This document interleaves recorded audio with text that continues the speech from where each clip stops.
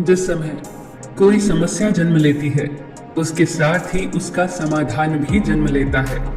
मुश्किल से मुश्किल हालात में भी दिन सिर्फ 24 घंटे का ही होता है।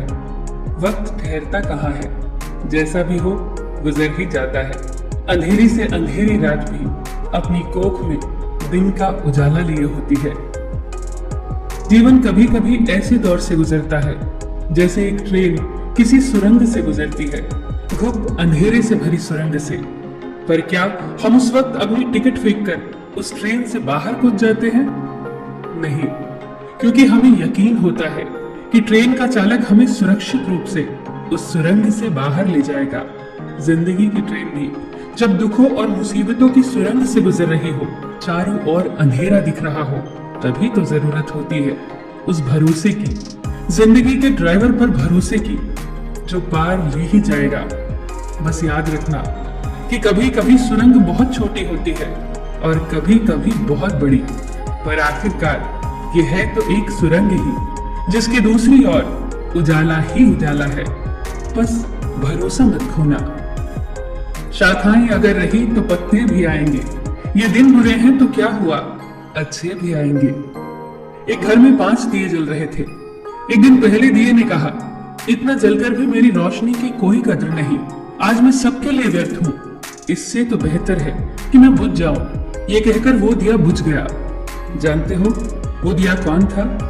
वो दिया था उत्साह का प्रतीक। उसे देखकर दूसरे दिए ने कहा, जो शांति का प्रतीक था, मुझे भी बुझ ही जाना चाहिए।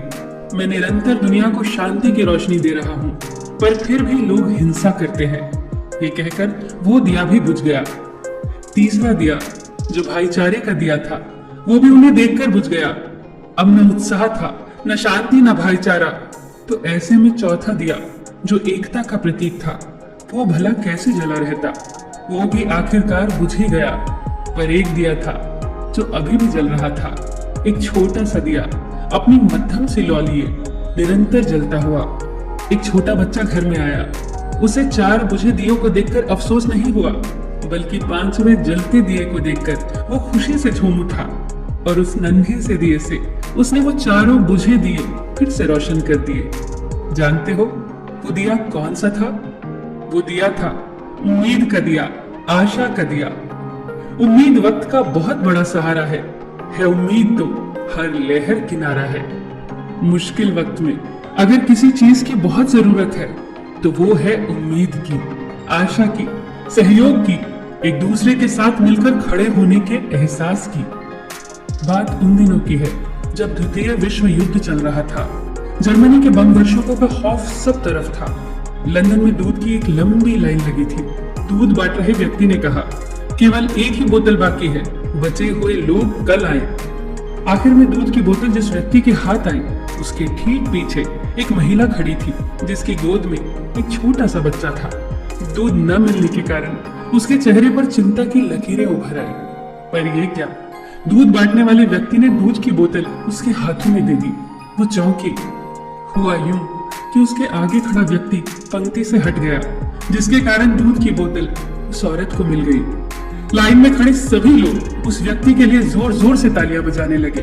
उस व्यक्ति ने उस औरत के पास जाकर इतना ही कहा, आपका बच्चा बहुत प्यारा है, यह इंग्लैंड का भविष्य है, इसकी परवरिश बहुत अच्छे से करना। जब इस घटना की खबर war time prime minister Winston Churchill को लगी तो उनके चेहरे पर चमक आ गई। जर्मनी के जबरदस्त हमलों की विभीषिका से उत्पन्न चिंता से उभर कर वो बोले, अब हिटलर को संदेश भेज दो, ब्रिटेन की जीत को अब कोई नहीं रोक सकता, क्योंकि यहाँ के लोग देश पर मंडरा रहे भयंकर संकट के समय भी अपना निजी हित भूलकर देश के बारे में सोचते हैं।